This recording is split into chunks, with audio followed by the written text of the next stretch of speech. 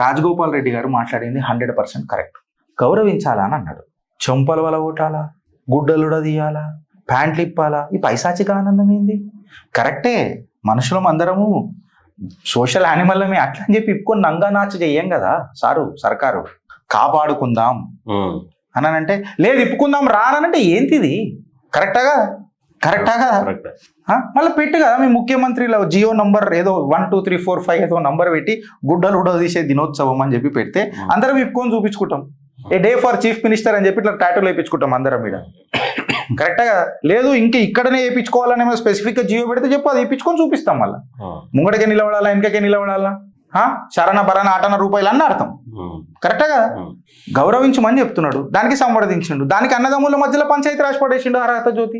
Media అంటే మీ మీద దాడి చేస్తే మాత్రం అందరం రాషన్ పాని తీసుకొని ఆఫీస్ ముంగట నిలబడాలి.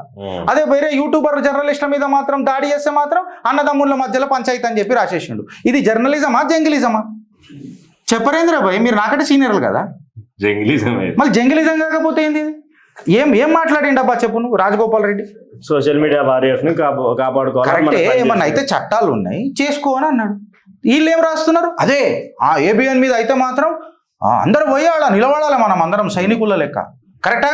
ఈ కట్టలు కట్టే బ్యాచ్ కి. అదే మనకైతే దీంట్లో పన్నదమ్ముల పంచాయతీ. అప్పుడు గాంధీ సూత్రాలు చెప్తారు, ఒక చెంప కొడితే చెంప కూడా చూపించుకో.